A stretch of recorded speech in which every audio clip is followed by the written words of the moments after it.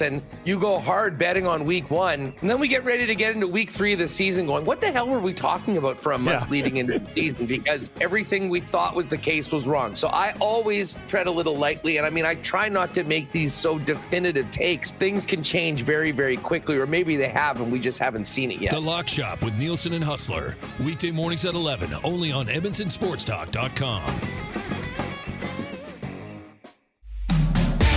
Catch up with friends of EST, Andrew, Mike, and Kayla as they get you in the huddle with the Edmonton Elks on the Turf District. Thursday nights at 8, EdmontonSportsTalk.com.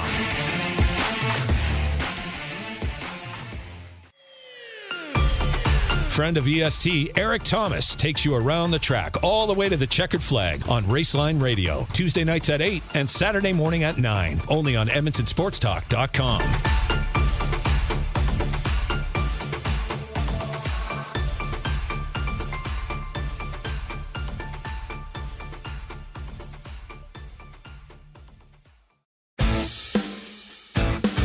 Join friend of EST, Guy Flaming, for The Pipeline Show, Monday nights at 8 and Saturday at noon, as he has you covered with CHL, CJHL, USHL, NAHL, NCAA, and U Sports, plus the World Juniors, Frozen Four, and NHL Draft on EdmontonSportsTalk.com.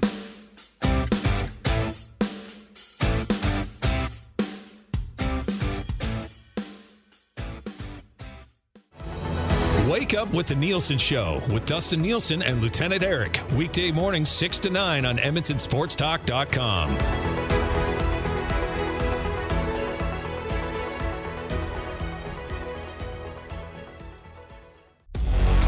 Get to know the winners, props, plays, parlays, and more with Nielson and Hustler. Weekday mornings at 11 on The Lock Shop, only on EdmontonSportsTalk.com.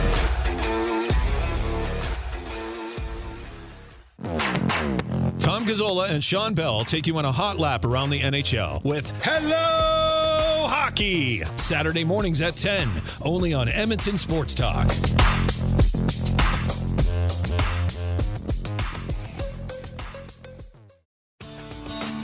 Join Murray McCourt and Curtis Stock for tips and tales from courses around Edmonton and area with the VIP Golf Show, presented by the Tailor Made Performance Center at the Ranch, Sundays at 8:30, only on EdmontonSportsTalk.com.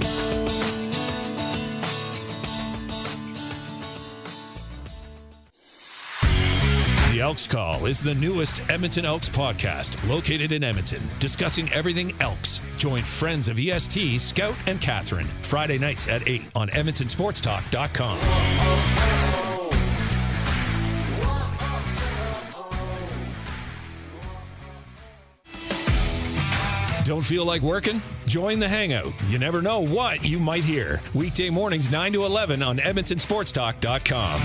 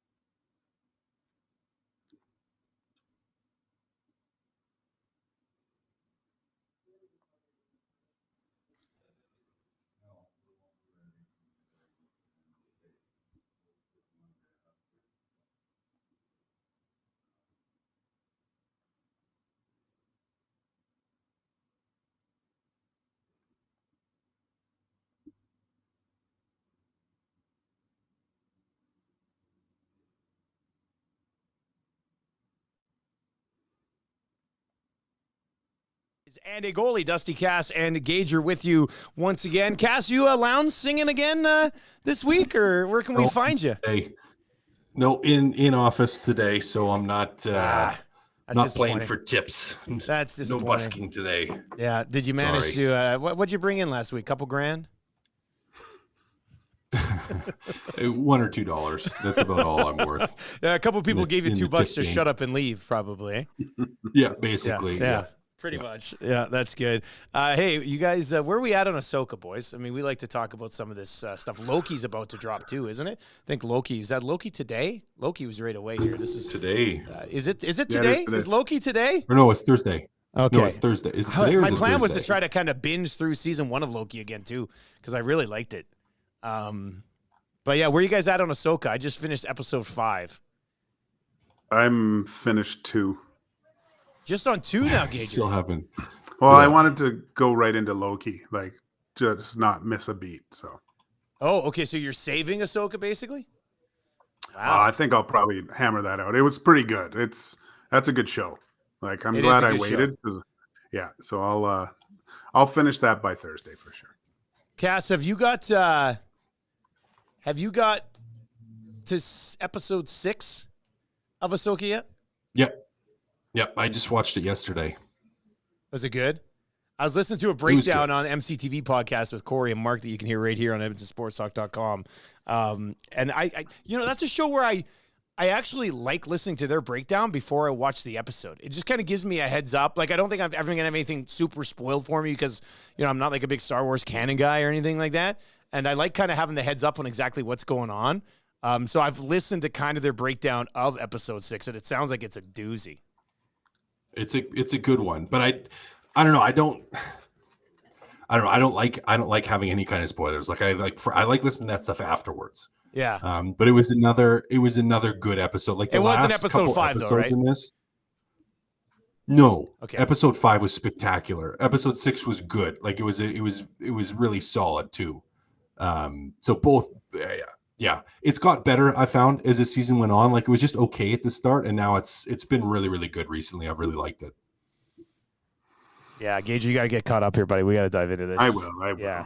But that being said, I think we're all on board for Loki right away anyway, so that'll be a fun one to break down along the way. Plus, we got preseason hockey to watch. We got our top 50 that we're going to finish up today as well. And, I know last time you guys were both in studio, I guess a couple Thursdays ago, we had that good discussion about Skinner and Campbell and how this thing was going to play out. Gager, you are the goalie so far. I think if you're the Oilers, you have to be extremely happy with what you've seen from your goaltending position. I know Campbell has looked stronger than Skinner so far, but I don't know. We're not supposed to read into too much in preseason, but part of me just really wants to read into Jack Campbell looking very good so far in the preseason. Is it different because of the situation that he's in coming out of last year? Yeah, I think that's the main reason everyone's a little bit more excited for Jack having the off year and just trying to find his game throughout. I mentioned earlier that I noticed, well, I think it was Tommy that actually mentioned it, and I was like, yeah, that's true. It's just Jack Campbell looks like he's in way better shape this year. He's dominating the pickleball court from what I see online as well. So yeah, I mean, maybe throw him in a pickleball game before each game, because he was phenomenal yesterday. And look, whether I think for the Oilers to look at their goalies and see that a guy has come in and is already looking really good, can only help. There's going to be peaks and valleys throughout the whole season. But to have two guys that are capable of winning you hockey games, they couldn't be in a better situation with the way Jack Campbell's played so far. Cass, Jack Campbell going to save the day for the Oilers this year between the pipes? Like, what do you mean save the day? Well, I don't know. Like, if his save percentage is 30 points better than it was last year, and it could be considering how bad it was last year, I mean, that really sort of changes the overall picture here. Well, it helps. I mean, if you end up in let's call it the old 1A, 1B situation where you have two guys that you can put in regularly and they're both playing well and they can feed off of each other and they can be a healthy competition and that you feel confident regardless of who's in net, that's just a good thing for the team. So I don't think it's not like he's having to come into a situation and save the day here, but to come in and to be a lot better than he was last year so that you're comfortable putting him in and not scared every time there's a puck towards the net. Well, that's a great thing. And if he can bounce back and build his confidence, and at least in preseason thus far, it looks like that's what we're going to see. I mean, it is just a good thing for the team. I don't think it's like a save the day scenario, but it's a it's a definite benefit and a huge positive for this group if he can come in and be that. Who starts the first game of the year? Campbell. No, I'm there's some preseason right now. Yeah. Are you guys both on? Skinner, you can get Campbell at plus 180 at Cool Bet right now if you think he's going to start the opener. It depends how Skinner's last couple starts go here, but as of right now, if I'm Woodcroft, I'm going with the hot soup to start the season. I don't think that rattles Skinner at all in any way, right, Cass?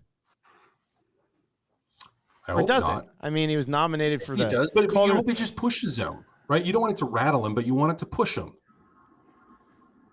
Yeah, he didn't do enough to solidify himself as, like, he had a great season, unbelievable for a rookie, but I think it would be irresponsible for the coaching staff to anoint him as your guy moving forward. That's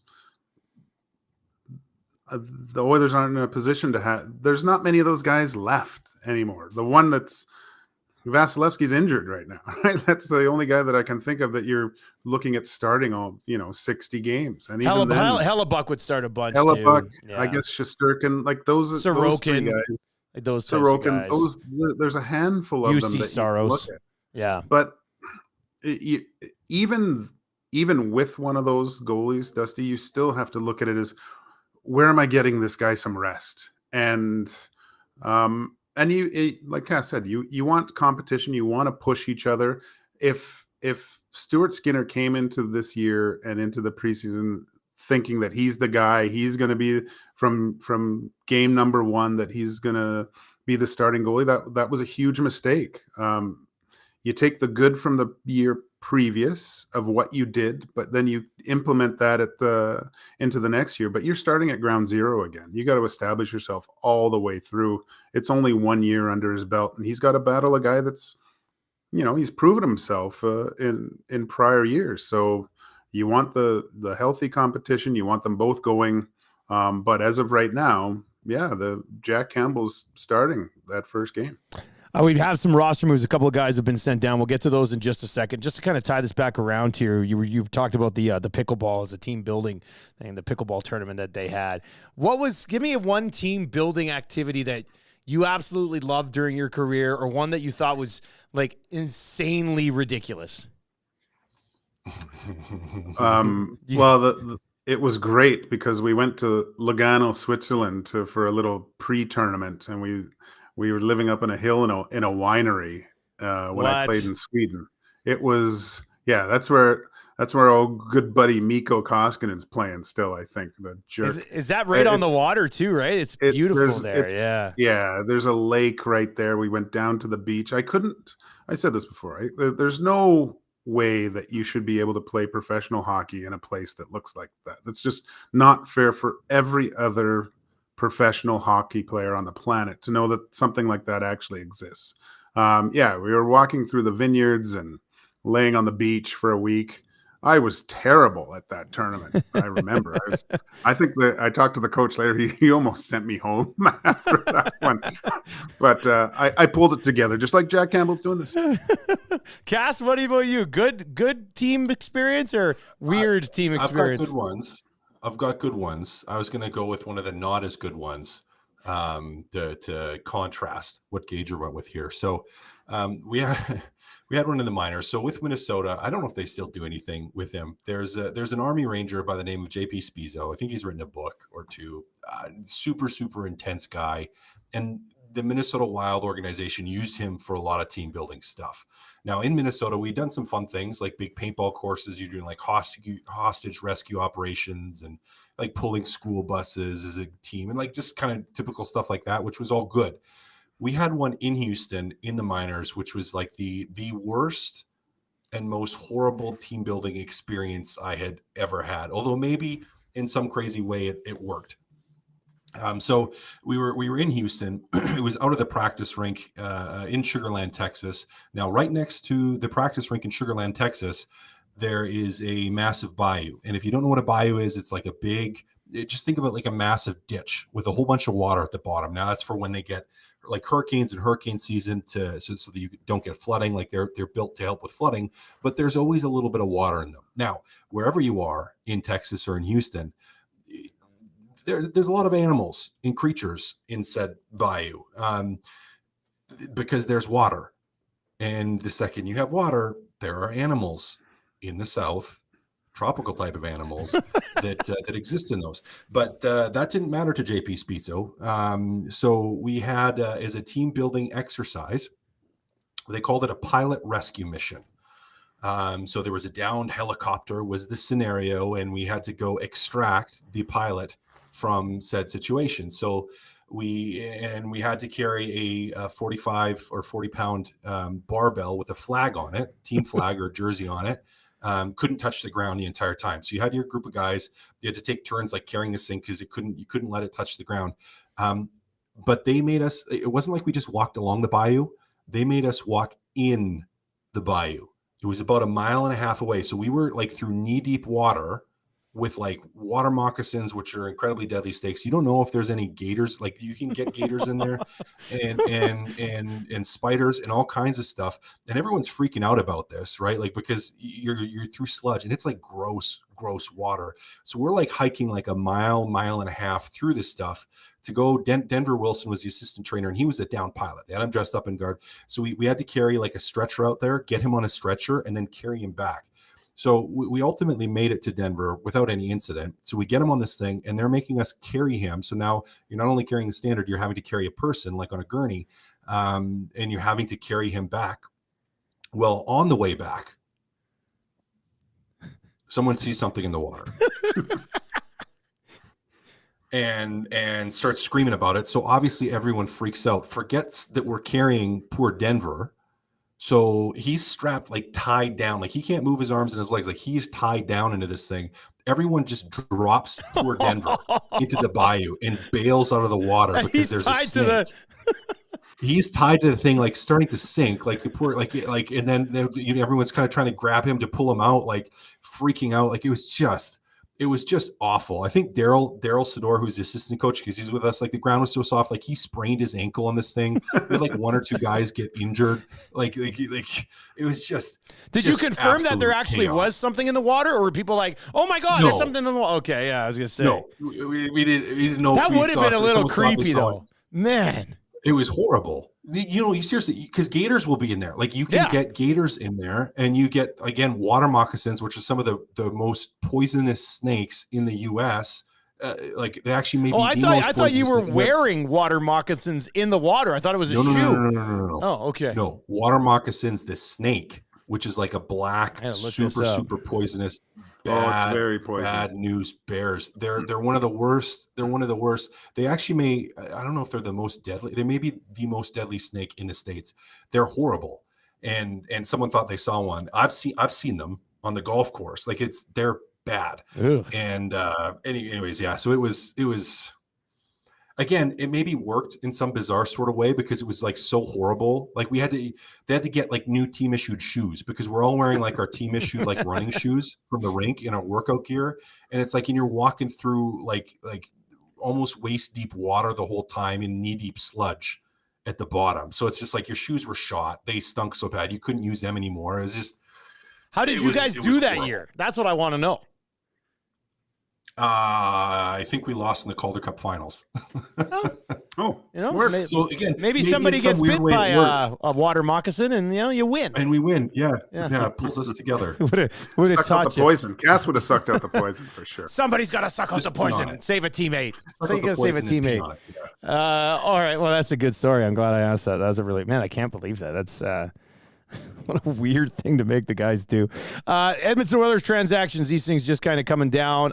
James Hamblin and Seth Griffith and Xavier Bourgault down to Bakersfield. Bourgault, moving the needle a little bit last night, Cass. I think overall, and I just kind of threw the question out on Twitter, but a successful preseason for Xavier Bourgault, right? Like I don't think there was a job here for him to take. And if there was, he probably played good enough to get a little bit of an extended look, but this roster is set. There's no room for him right now. No, he played well enough to stick around for as long as he did. Good player. He'll be a part of the organization. He's going to get a chance at some point, but it's not his time yet. So send him down, play him a ton of minutes, let him play in the power play, let him improve, let him grow. It's the right decision. Again, he played well enough to stick around a decent amount of time here. And yeah, hey, I'm happy with his camp. He should be happy with his camp. If you're an Oilers fan, you should be happy with Bourgault and how he played. I think he played decent. Just needs some more experience in the minors, which is an okay thing. Nothing wrong with that. Gage, what do you think they have there in Xavier Bourgault? What does he become? Well, is he one of those guys that has to play in the top 6, or my answer to that would be I don't know yet. Right? I don't know. I liked what I saw out of the bits and pieces. I think he's acquitted himself well enough to, if there are some injuries or anything like that during the season, he'll be considered one of the call-ups. But he's got to go down there and solidify that, right? So tons of ice time, make sure you're responsible on both ends, become the kind of player that you would probably be. I think if he were to be up, he wouldn't be playing in the top 6 unless there was some injuries. So round out the full game, because there is a lot of skill there. Everyone can play defense. Not everyone is skilled offensively. Just working on that part of his game. And yeah, like I said, just make sure if stuff does hit the fan that he's considered to be the first guy that's getting called up. Are you guys, somebody in the YouTube chat, Chance says, I'm a bit surprised Xavier Bourgault was already cut. Cass, are you surprised that he was already in another preseason game after what he did last night? I like the idea of sending him down on a high, kind of like what they did with Bo Akey, right? Bo Akey had that one decent game. They're like, okay, go back to junior, kid. Yeah. No, send him down on a high. Like, I mean, you knew he was not going to start here. You want to get down to your group. So, yeah, you could have him practicing and jumping in lines and that sort of thing. But if you're wanting to go with your final group here to finish up the preseason, why you don't need to keep him around. You still got other guys anyway that you got to mix in still, right? You got other guys you got to mix in. So, no, send him down. It's the right decision. A couple of comments here. Let's get to this one. Bourgault and Gleason have to be on the top call-up list. Both have had pretty solid camp. Gleason has looked better than Broberg and Vincent Desharnais. I was saying that, I like the way Gleason plays the game, and he's not going to get a job here. I would probably agree with the statement that I've liked him more than both Desharnais and Broberg in the preseason so far. I thought he was excellent again last night, but it's against not full NHL lineups. Cass, I mean, this is once again, no matter what ends up happening here, and what will happen will be he will be sent down. But I think the best he could have done is establish himself as the number 1 call-up, basically the number 8 defenseman on the roster. And do you think he's done that? And do you think myself and some of the other people are taking it too far by saying he's played better than Broberg and Desharnais so far in the preseason? No, I don't think you're taking it too far, because I think he has played better. He's outplayed them. But you're not going to send Broberg down right now. No. You're not going to send Desharnais down. Desharnais's got to kill penalties for you. Yeah, so he's the easy choice. He is. He's an easy choice, but he has definitely done enough to earn that first call-up. Someone goes down with an injury, someone's sick, and you need to bring someone else up for whatever reason, he's going to be the guy. And I think he's done well. Yeah, no, it's a fair statement, Dusty. I just had to chew on that for a minute, but to say that he's outplayed them, because he has, but he's not the first guy. He's not going to bump one of the other guys right now. It hasn't been enough to bump one of them. It's enough to say he's been better than them, but not enough to send one of them down and to keep him up. Gager, he's 25. He's got 3-4 years pro already, a handful of NHL games or whatever. I mean, he looks like a guy who's working at his game and will eventually be an NHL defenseman, whether it's here or somewhere else. That looks like a guy who's just, taking a little bit longer to get there and didn't come in with a bunch of draft capital, so hasn't got a bunch of opportunity. And it just kind of looks like a guy who's kind of grinding out a career right now. You almost want to see him succeed. Without cap issues, he probably, eighth D, maybe. If they maybe actually, even closer if they up. actually had a full roster, yeah, that's interesting. Yeah, I mean, there you could say that probably about a couple other players as well. So again, once the regular season starts and you're playing against regular NHLers for defensemen, that's the big test, and they've got guys that have more experience with that.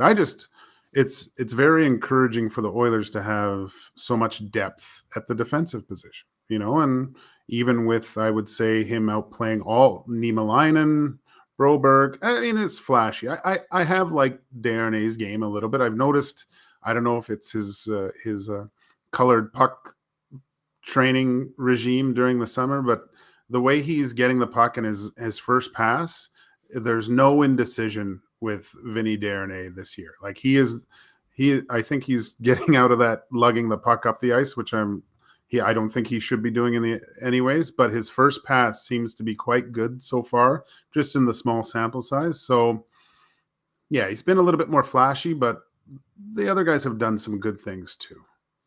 Tommy Gazzola has chimed in, says, "Hey boys, what's up? Just stopping in before he heads over to the rink." So shout out to Tommy. Thanks for popping in. And Chance is asking, and this is kind of where I wanted to go. Like, before I get to the question from Chance, I want to throw it to you guys first.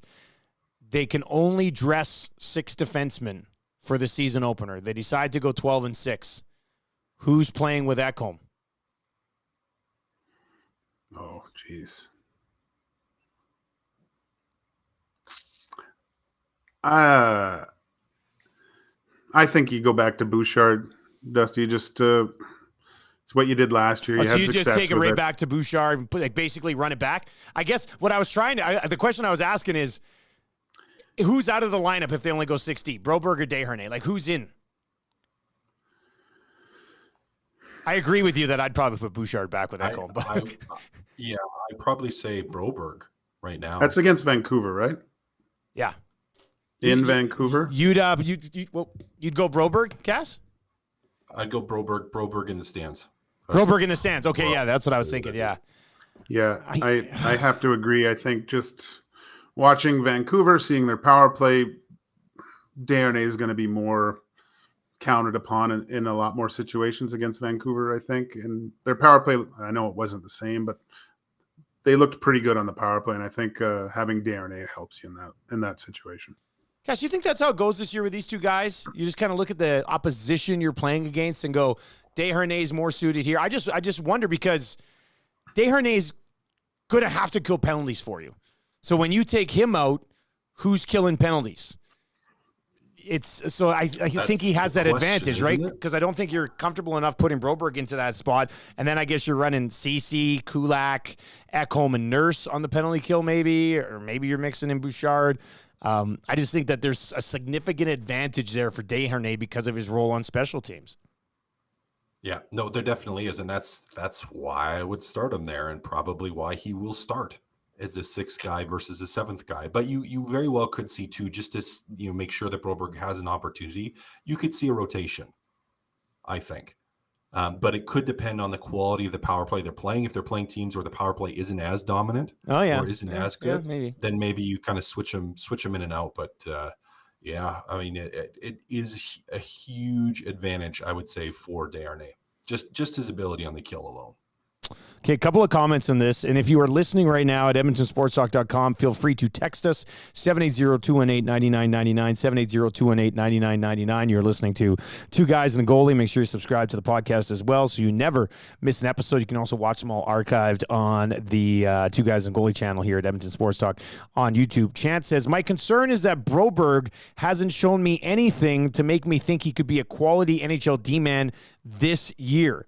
Outside of his skating, does he even do anything well? I was very impressed by the backhand pass he threw onto the tape of Bourgault last night. Walking down the wall, quick little sauce out front. Bourgault wasted no time and hammered it home. I guess, to me, I've seen the flashes of Broberg. Like, I've seen why you would have watched Broberg as a 17-year-old and been like, yes, let's draft this kid. Let's see what he can do. But I don't know if I can necessarily answer the question and say, what does he do extremely well outside of skating? I think he's an excellent skater. What else would you guys put on that list right now, if anything? That's the problem. Is because there's those little flashes, right? You see, oh my gosh, and it not only flashes, but it looks very routine when you see Broberg do something special, right? So you're like, oh, I want to. He leaves you wanting more all the time when he shows some of his talent. And yeah, he defends great with his feet, but that's the case with most Swedish defensemen because they grow up on the big ice and have to be able to be good skaters. He has to evolve his game to be able to say, you know what? Yeah, Vinny's here for maybe more of a physical presence, and that's needed. But we can. Broberg's still a good option for penalty killing 5-on-5 and puck distribution, right? So this is his kind of make or break year, I think. Dusty he's going to have to show something that solidifies saying that he's a regular, everyday NHL defenseman. I quickly, Cass, as I throw it over to you, I would just say, like, to me, he still looks a little rawish in a time where he shouldn't look raw still.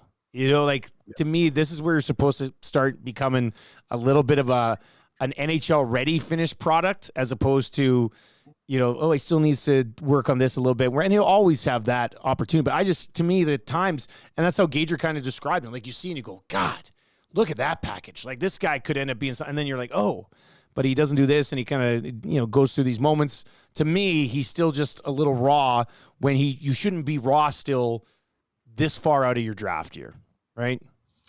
Yeah. I would say, and maybe this is the rawness you describe, is he can get passive. Yeah, okay, that's fair. So not comfortable in the spot he's in yet, maybe? I don't know if comfortable isn't the right word. Not it doesn't. I don't think when I say passive, I don't mean he's not comfortable. I would say he's not comfortable if I said that. When I mean passive, I mean he just kind of he lets plays develop and he lets things happen, but he doesn't like you see flashes of him making things happen, but he doesn't do it consistently. And I would kind of expect at this point to where he's being a little bit more assertive with his plays, assertive with his passes. And again, we've seen little flashes of it. I mean, you talked about that a few, and he's had a few moments where he's made some great plays, but it's just like, it kind of feels like they're spaced out and few and far between. Does that make sense? Am I crazy in saying? No, I don't think you're crazy, but I also think that, you know, that's not the end of the world, right? Like that should come with more time. You just want it to come a little bit quicker for a guy who was drafted 8th overall in 2019. And, you know, this year when the season's over, he'll be 5 years post-draft. And we're still sitting here going, oh, you need to see this a little bit more and this a little bit more, right? And I guess defensemen can take longer. I understand that. But, you know, there's some interesting debate about it in the chat right now. So let me get to a few of these as well. D says, relax on the Broberg bashing. It's preseason. Let him play some real games before you run out of town. We don't need another Schultz or Petrie story. Once again, let's clarify. We're not running anybody out of town. Out of town would be us coming on here and being like, Broberg's done. You got to trade him for something. That's not what we're doing. We're talking about the development of a young defenseman here. And, you know, I don't buy into it's just preseason argument. This should be a time, like this should be a year where you're watching Broberg in the preseason and you're saying about him what we're saying about this Gleason guy. Where you're like, man, look at what Broberg's done. We're not saying that about Broberg. We're saying, like, I'll just throw this out there. If Broberg wasn't a top 10 pick, he's probably not on the roster to start the season. That's how I feel about it. I think that they're probably continue to push him because of the potential that they see him having. But if you look at what he's done compared to what Desharnais's done, and I'm not saying he wouldn't be on the full roster, but I don't think we'd be talking about him, oh, let's play him with Ekholm, if he was a third-round pick right now playing the way that he's playing. So I think you have to continue to have patience with this guy. I think there's a ton of upside. I just think it's got to be frustrating for everybody involved, including himself, that it's taken this long to still be working on that upside, right? I think. I'd say so, yeah. I mean, I think most people were hoping that he would kind of have a Holloway-type training camp, right, where again, Holloway's showing to be one of the best guys in camp 2 years in a row. Yeah, and it's not like he's lighting the world on fire, but he looks like one of the best guys on the ice. That's what you would want Broberg to do.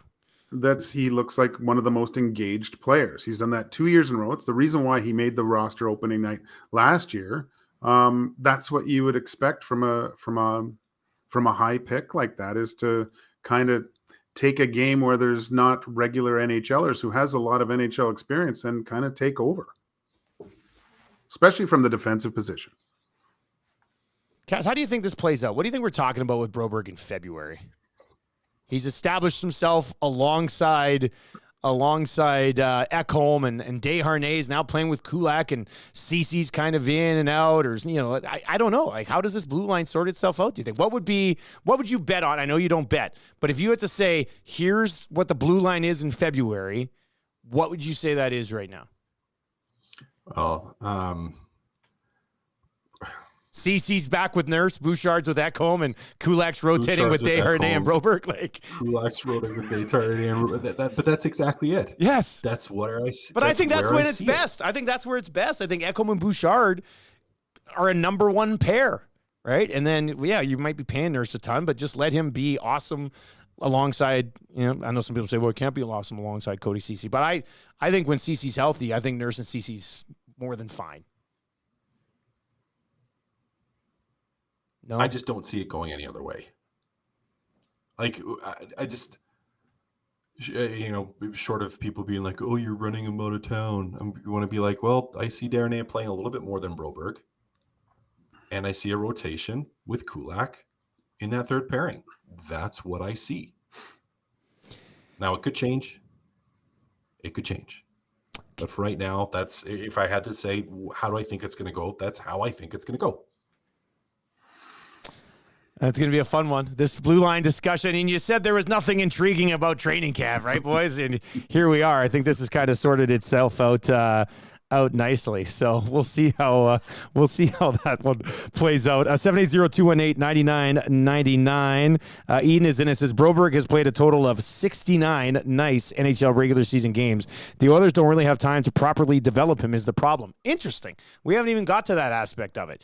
Like, he's coming in a weird spot, whereas, I don't know if it would have been better or worse for him to come in 2017 when the blue line was a train wreck, and Broberg at this stage of his career, no matter how good he was, would have already played 250 games and been advanced, as opposed to needing to play in the NHL to continue to develop to be an NHL player, but being on a team that has these Stanley Cup aspirations where they might have 6 guys who can contribute to that better than you, which I know will eventually lead to, prior to the deadline, this huge discussion for a month being like, Broberg's not going to be long-term answer. Can you trade him to a place like Arizona where he could go play a ton of hockey and you figure out exactly what he is, or something along those lines? But Cass, it is a unique spot for this kid to be stuck in right now. Or is it a good spot? Is it a good spot? I think it's unique from what we've seen spot here for a long time. Like, it's unique in what we've seen here because we haven't had a ton of really high or good defensive prospects, and the team sucked for a really long time. That's why it feels unique. But it's not. I mean, this is I would say almost typical of how good teams develop defensemen. Of how good teams develop defensemen, and they have to find ways to force the issue and to step into the lineup. Now, the really good ones, they do that. Look at Colorado's blue line. You had really good defensemen that came in and they forced the issue, and you had a couple of them do that, not just one. And it wasn't just Cale Makar, who's obviously one of the best defensemen in the world. You've had other players that have stepped in as well. So I think it doesn't feel typical because of the way that Edmonton has developed prospects in the past. But I think this is more typical across the league to what you see. All right, 780-218-9999. Hampton Steve says, the way things are tracking, Broberg will be used as part of a trade at the deadline to get a legit top 4 right shot D-man. Once again, we are not running him out of town by any stretch of the imagination, but that doesn't sound like an unreasonable thought process if this team's sitting here as a absolute stud of a group and they're on, they're going to win the President's Trophy, and they're sitting there going, man, like that final piece would be a right shot D-man that you can play with Darnell Nurse and have him lock things down for Nurse, and then have Bouchard play with Ekholm. And at that point, sacrifices will have to be made. We've seen them sacrifice prospects and picks already over the last couple of years. And maybe it ends up being a forward, maybe it's Bourgault, maybe it's Broberg, whatever. But those discussions will have had prior to the trade deadline. You hope that by January, Broberg just becomes that guy, and you're able to maybe Ekholm sprinkles some of that Swedish dust on him, and he just becomes an absolute monster of a D-man, and you can rely on him. But yeah, shouldn't Darnell Nurse already be a lockdown guy, Dusty? Why does he need someone to lock it down? Was I misspoken there, or is that just the truth? No, that's the truth. He's not a lockdown guy. Yeah, Darnell Nurse kind of does a lot of things really good, but I don't know if he does like one of the really important things you need great. Is that wrong? Is that a wrong way to describe? Like, what would we say if Darnell Nurse does blank great? He's a great skater. I will say that. He's great. He's a big skater. He's very physical. Those are great things. He does those things great. But you would like to be like... probably some intangibles, leadership. Yeah. You have to put that in there. But when would you go up against Nathan McKinnon and go, Darnell Nurse going to lock this guy down? Like, that's not a thing, right? You put that on Ekholm instead at this stage of his career, which, it's not ideal. That's why the blue line, has some question marks. I mean, we'll see how it plays out. But, fun discussion on the blue line. All right, boys, let's get in. We got to finish our top 10 here. How many defensemen do we have in our top 10? There are 2. There are 2 defensemen still on this list. I'm going to quickly whip everybody through our top 40 players you would build a team around. Or we're going to run through 11 all the way down to 50.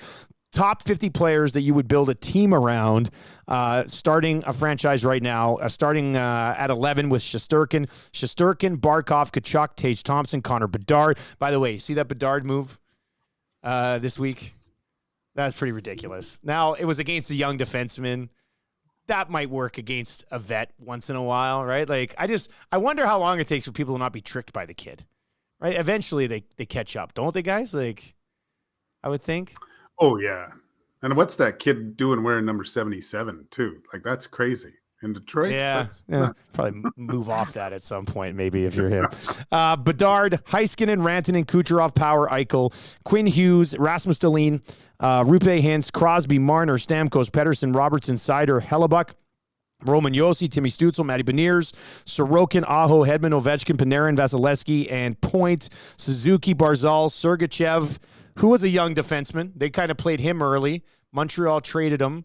He ended up having a few years of development in Tampa, and now he's become a monster. He had like 60 points last year. So Sergachev, Keller, Svechnikov, UC Saros, Petrangelo, Trouba, Nylander, and Brad Marchand. Number 10 on our list. I know there's been some changes there. I don't think he'll be able to do what he did last year. But, guys, number 10 on our list is David Pastrnak. Your thoughts on Pastrnak following up the 60-goal season he banged in last year? Really good player. Yeah. Really, really good player. He's top 10 for a reason because he can put up 60, and he's an elite offensive player, scores goals, has done so consistently, has been on teams that have been successful, a guy that I absolutely would take as a cornerstone of my organization. He didn't crack my top 10 because I think he was playing with one of the greatest two-way centers of all time, if not the greatest center of all time. I'd like to see what he did this year. That whole line is magical. So I had him at 14, I think. So not far off. Yeah, not far off, but I mean, definitely move up if he repeats what he did last year without having Bergeron on his line. Number 9, the highest Russian on our list, Kirill Kaprizov. Cass, you take the Minnesota Wild little superstar here. Well, that's exactly it, isn't it? He's a superstar. Would probably get way more attention if he was outside of Minnesota. If this guy played in Edmonton, imagine this dude in Toronto, or Toronto, they would because he's just dynamic. He's dynamic player. I mean, I kind of think like there's some similarities to like a Johnny Gaudreau, maybe like where he's not the biggest guy, but just super slippery offensively. Incredibly high skill level, hasn't always had the best offensive players to play with. I would be scared if he had like another superstar to play with. This guy would be absolutely insane. super, super good player, fantastic player. Ton of fun to watch if you ever get a chance to watch him. Really, really dynamic. He's just like Marian Gaborik in Minnesota from years ago, just being that superstar without anyone to play with. I did have him a little bit higher. He was 13th on my list, but yeah, I can. The only reason is just he is far and away the best player in Minnesota, like from that Gaborik perspective. But by far, yeah. I do think they're a stronger team than the Gaborik team. Mind you, they had some good years with Gaborik too. So, but yeah, he was always kind of a lone wolf, wasn't he? But Gaborik was just explosive. Like Gaborik was speed. Like he had explosive speed. To me, Kaprizov's he's very different because he's a different type of dynamic than Gabby. Gabby was just fast. Like he'd blow by you. Horrible on breakaways, as he probably would say himself. Like he got so many of them, but that's just because of his speed. But Kaprizov's more like if he has a puck, it's not just off the rush. Gabby was all off the rush. That's where he generated. Kaprizov's like, no, if he has control of the puck in his zone, he can make stuff happen because he's going to spin off you. He's going to find a passing lane, going to find a shooting lane. Like he's pretty dynamic in the offensive zone. Number 8 on our list, young guy, huge season, has a team certainly on the rise right now. I think he could possibly peak as high as 3 or 4 on this list over the next few years. But Jack Hughes and the New Jersey Devil guys, we have him coming in at number 8 on this list. Gage, you had him a little bit lower than us, but what do you think his upside is here? I mean, look at what he's already done, and I think there's still even more to come with this guy, which is insane. Well, after last season, they're talking about the Devils coming out of the East, right? Yeah. Like it's completely unreal dynamic. They built a good team, but a lot of that's on him. Yeah, right? He's an unreal player. I just don't know what that family, they were drinking some baby's blood or something to have 3 of these kids in the NHL, all with the high skill level that they have. It's crazy how good all these kids are. Yeah, the brothers are. That's a good point, man. Like, a bunch of brothers. There's a couple that would be really good, and then there's one that's like, oh, good, we probably can play. But like the other brother, the younger brother, looks like he might end up being the same level type of defenseman of Quinn, if not maybe a little bit lower. So, or even, I mean, there's potential there even to be better. So, there could be a chance here where in 3 years there's 3 Hughes brothers in the top 20.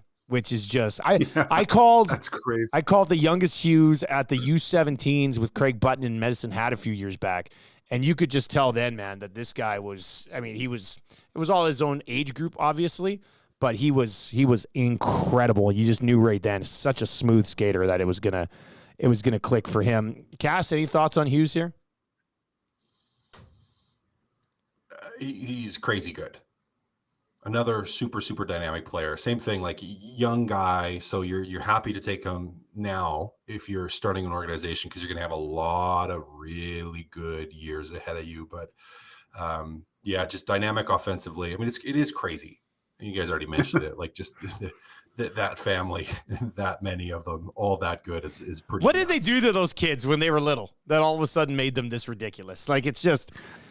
It's nuts. It's nuts. How many? I like the swagger too. I like the swagger of Hughes as well. He knows he's good. He's a very confident. He knows he's good. He knows it. Oh, that's fine. Add a little fun to the game. I don't think anybody's ever gonna bitch about that. All right, number 7 on the list. Toronto Maple Leafs. Austin Matthews. Cass. Austin Matthews 7. Are we selling him short? If we were sitting in Toronto right now, would he be number 3 on the list? Probably. He'd probably be number 1. I know TSN's doing their top 50 right now too, but we'll see where he comes in. Yeah, I don't think he should be in the top 3 on that list, though. Our list is a little bit different, right? But still. Yeah. 4 or 5, I think, is a good spot for him. So we got him too low? 4 or 5 is we got him too low? Right? I think we got him slightly too low. Well, we'll compare him to I think the 2 guys ahead of him, we could have a conversation on who would you rather start a franchise with. I'll bring those names up here in 1 second, but Gage, your thoughts on Matthews here? Good goal scorer. I don't know what it's about the second season. Hasn't shown that much when it matters most. He's flashy. Will score you some goals, but that's all I've seen from him right now. So Yeah, I don't know. So this I don't know if even- is where it's good then, because the guy we have right above him on this list at number 6 is Matthew Tkachuk. If you were starting a franchise right now, would you rather have Austin Matthews or Matthew Tkachuk? Matthew Tkachuk for sure. Cass? I mean, easily. He's done a lot more in big moments. He's done a lot more in big moments, and he's had success. 100-point guy. It's tight. I would probably take Tkachuk, but it is tight. Maybe, I don't know. I kind of feel like this one for me, between those two guys, probably just depends on what kind of mood I'm in. Really, it's like one day I could find myself leaning one way I could find myself leaning the other way. I mean, at this point in this high up the list, there's no bad choice. It's not like either of them is a bad choice. They're both fantastic. Kachuk's better. They went up against each other last year. They dominated. Walk off. I don't think it's debatable in any way that Tkachuk can impact the game in so many more ways than Austin Matthews. You know, and I'm not trying to throw shade at Matthews here, but Matthew Tkachuk he will beat you in the corner and beat you up on the board. You know, he's just unique. I mean, so is Matthews from a goal scoring perspective, but there's a lot of other guys who can do a lot of the other things that Austin Matthews can do in the league outside of the goal scoring, and I'm not sure that there's a lot of guys who kind of come with the overall package of Tkachuk. So those guys come in at 6 and 7 on our list. We go to our second highest defenseman here. We do have Fox at number 5 on this list. You guys love this guy. He kind of, because of Cale Makar, I think he still kind of flies under the radar a little bit. But the New York Rangers, we got Trouba a little bit further down. He's right near the bottom of this 50. But Fox is legit franchise-changing defenseman level, right? I don't think there's any debate here. None whatsoever. Yeah, he's so skilled. He'll probably play over 30 minutes, and for 25 of those minutes, Dusty, the puck's on his stick. So what he can create out of nothing, it's just that other dynamic of having to defend against a guy like that. It's very difficult. Easily start him a franchise with that player. 235 points in 285 career games. He's at 0.82 points per game as a defenseman in his first 4 years in the National Hockey League. He has obviously helped take the Rangers to a level that, they want to get to a higher level still as well, but Fox has been sensational the last couple of years. Number 4 on the list. The final 4 spots are Oilers and Avalanche. Number 4 on the list is Leon Draisaitl, coming in right behind McKinnon and right behind Cale Makar, which you guys both had the same. All three of us actually had Draisaitl in this spot behind Makar and McKinnon. Are we trying to play the not homer card here, or is this where Leon Draisaitl belongs? Draisaitl might have been ahead if he would have had a cup by now, I guess, maybe. But just watching what McKinnon was able to do, winning the cup, and the type of player he is, just a bull moose, taking over games with skill, speed, and power, overpowering goalies with his shot, so hard to defend against, and just a natural born leader too. And because he's won the cup, that's why he's that high. Right where he belongs, Cass? Yeah. I feel like Draisaitl right now is a guy that can float between that 4 and 6 or 4 and 7. Yeah. And I think if anyone had them anywhere in that range, I'd be like, yeah, okay, you can make an argument, I think. The argument against is a lot of his success has come on the power play, and a lot of his success has come from Connor McDavid. That's the argument against. Argument for, guy's a beast, puts up a ton of points, just does fantastic things. So, I mean, yeah, I don't think we're homers. I think he's that good. Top 3 in order. Connor McDavid, number 1. Cale Makar, number 2. And Nathan McKinnon, number 3. It was unanimous. McDavid, Makar, McKinnon in that order for the 3 of us. Gage, you did have Bedard in this mix. You had Bedard way up there considering what he's coming in after. Cass is just shaking his head. Gager had McDavid, Makar, Bedard, McKinnon, Fox, Draisaitl. Cass, you had McDavid, Makar, McKinnon, Draisaitl, Matthews, and Fox. And I had McDavid, Makar, McKinnon, Draisaitl, Tkachuk, Fox, Matthews. So we were all right around there. But is this a position thing with Makar and McKinnon? Because Makar is so dominant as a defenseman. Like McKinnon center, I mean, the two most important positions, nothing against goalies. But, if you have a franchise defenseman, you have a franchise center, I guess, does this come down to us taking the franchise defenseman over the franchise center? Yeah, I think so. I think it's easier to get, it's not easier to get a forward like McKinnon. Who am I kidding? Yeah. It's not easy. It's impossible to get either of these guys for most teams. So, but I feel like you could. I just think a franchise defenseman of that caliber just separates a little bit. So to me, it's just a little bit more valuable than a McKinnon at center. And then I also went to the age a little bit on that too, where I said based on the age, I'd probably lean towards Makar. Yeah, Makar is a unicorn. Like a guy that can defend against McDavid skating backwards.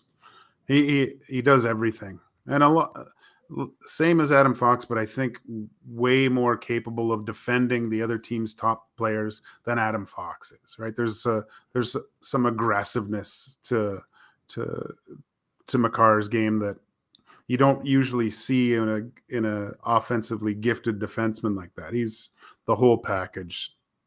Yeah, that's why I have him at 2, and there's only one player that I would have ahead of Cale Makar. Connor McDavid. So here's the question with Connor McDavid. I mean, we say so much about Connor McDavid. I don't know what there's left to say about Connor McDavid. They're TSN dropping their top 50 right now. He should be the unanimous. If he's not, it's a ridiculous list. Over the next 3 years, who is the biggest threat to take top spot away from Connor McDavid? There's no threat. Okay, I would agree. There's no threat. Barring catastrophic injury, okay, there's no threat.